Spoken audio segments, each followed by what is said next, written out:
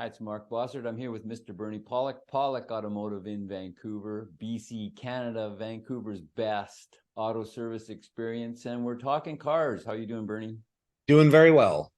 So today we're talking about a 2008 Jeep Grand Cherokee that had some kind of air conditioning problem. What was going on with this vehicle? Yeah, so this vehicle had actually been to our shop a little while ago. The air conditioning wasn't working, so we did some testing and diagnosis as we do and found that there was a leak from a pressure hose located from the compressor. We replaced that, recharged the system, everything seemed to be fine, and then it came back and it wasn't working again. So we had to kind of back to, first of all, re-inspecting our work, and found that there was no leak from that hose, which is good, but there was obviously something else going on with the system. So further diagnosis needed. So in a way, this is, in a lot of our podcasts, we've done this for 10 years. Over time, I've noticed that AC issues are probably the thing that you can't always nail down the first time. Is that accurate?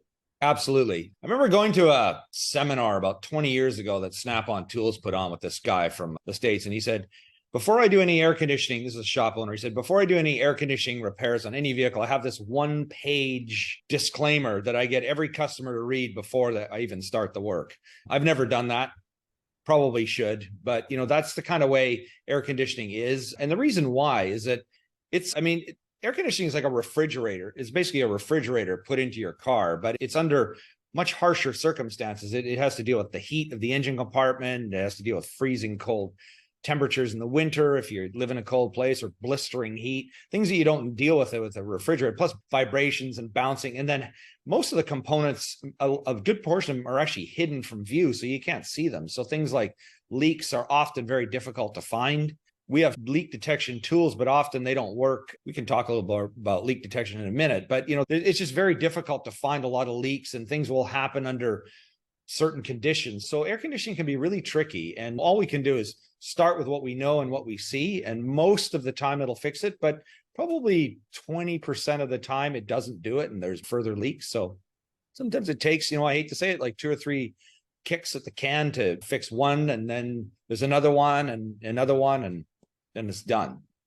So the testing and diagnosis that you're doing to try and find where it's leaking in a new place or in a hidden place, what did you find?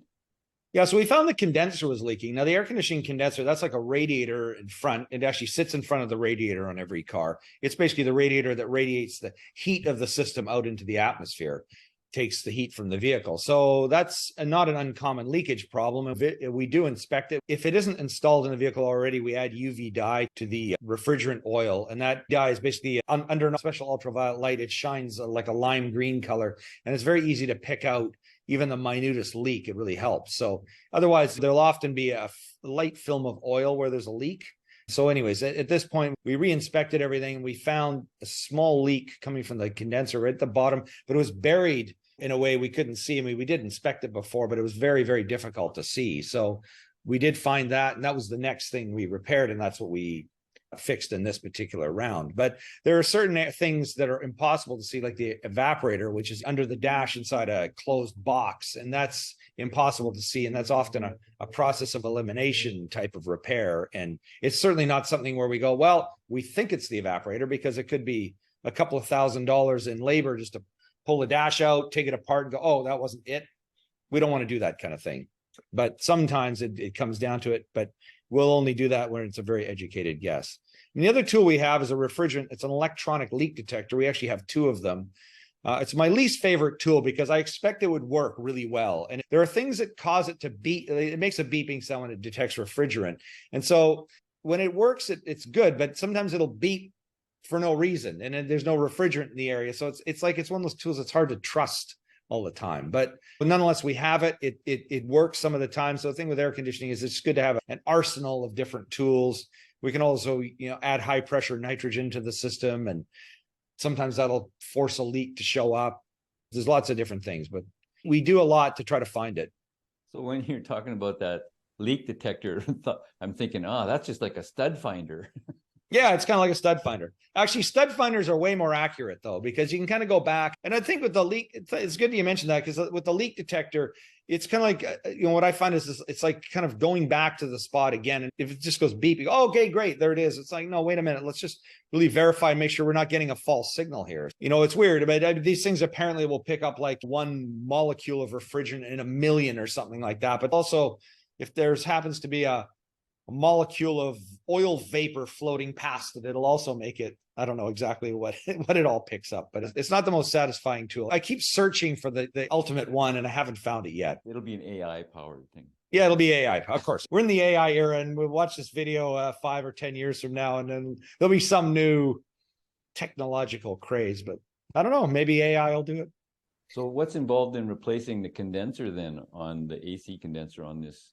Yeah, let's have a look at a couple of pictures. So there's our Jeep, diesel, off-road, good, decent vehicle. There's the condenser. So here we're looking with the hood up. Here's the front view. So we've got quite a few radiators here, although the only real radiator is, I'm sliding my mouse pointer back and forth. You can only see a sort of edge of it here. This is the radiator support here, where the hood will latch down as well. The main radiators like here. 4 radiators? Yep, there's 4 of them. There might even be a 5th one here. Yeah, it's an intercooled diesel. So this thing right here at the front, this is the intercooler for the diesel turbo. And any vehicle that has a turbo has an intercooler, but they don't always sit in front of the vehicle like this. But on this diesel, they do. This, I think, is a transmission cooler, but it could be an oil or power steering cooler. And then you've got the AC condenser here. So you can see this part. There's not much visibility on this piece. You can see a little bit at the top. And then from underneath, when you remove some covers and shields, which we did originally never saw a leak, you can see a little bit of it underneath there. And we were able to see a small leak from the underside. I'll just show you a quick shot of the actual with the condenser out. So was the leak showing up in the condenser partly because of the repair that you'd done prior? Well, it's possible, but probably not. It was probably leaking before as well. You can have 2 leaks. It's hard to say which one. The only thing I can say is that the leak from that hose was the most apparent leak.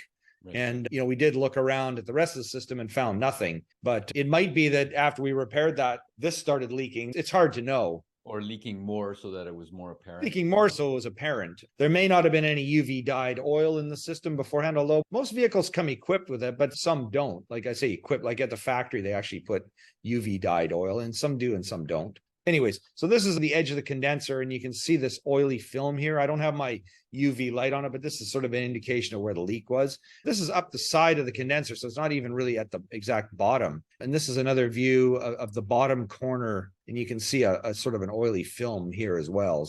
So you wouldn't see up the side with all those radiators stacked together in the front of the vehicle until you actually took the radiator out. Exactly. But we were actually able to look up. I mean, you can kind of see up it sometimes, but yeah, it's very difficult to see into it. But again, you can see a sort of black oily film here, and that's another leak there too. So, it often takes a while. So this is the view with actually all those radiators removed. So this is the actual engine radiator. This is where the AC hose is attached to the condenser over here. So that's kind of a view of everything removed. So you're asking what kind of a job? Yeah, it's a fair bit of work. And also the front bumper cover has to come off because there's a couple of bolts. It wasn't well thought out to remove this stuff. So the bumper cover has to be removed to get a couple of bolts from the bottom. And one last shot. This is a picture of us recharging the system. So we have for R134A, which is a common refrigerant, although there's actually a new refrigerant, R1234YF. It's the new refrigerant, less global warming. This refrigerant, 134A, was a replacement for R12. This doesn't wreck the ozone layer, but it will put a lot of CO2 equivalent gases up into the atmosphere. So it's been replaced with a new refrigerant, which is very, very, very expensive compared to this stuff. Probably will come down in price as it gets more used. But anyways, this uses the 134. So after we do the repairs, we put the system into a deep vacuum, which sucks it down. And that's another test we do and make sure it doesn't fail. But many times it'll pass that vacuum test and there'll still be a leak. But it's another test. So we do that and then vacuum all the air out of the system and then recharge it. Wow. So that's a lot of work. And how did it all work after all this round of repairs? Yeah, it worked fantastic. And it's been 2 or 3 weeks since we did the actual job. Haven't heard back yet, so I think it's good. That was a very obvious leak. We found 2. The chances of there being more is kind of minimal, but it can happen. I was going to say, you know, about leaks, like finding tricky leaks. For many years, I had a Suburban, but a few years into owning it, the air conditioning stopped working. And I saw on the top corner of the condenser, there's this little area that looked like it may have had a leak. Put my refrigerant detector there, the electronic thing that goes beep, it wouldn't beep. So, okay, well, whatever it is, it's obviously not that much of a leak. I cleaned it with brake clean, blew it off. It was like spotless. I'm going, okay, I'm sure that in a couple of weeks, I'll see a leak.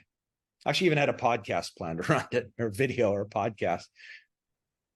Month goes by, you can't see anything. 2 months, nothing.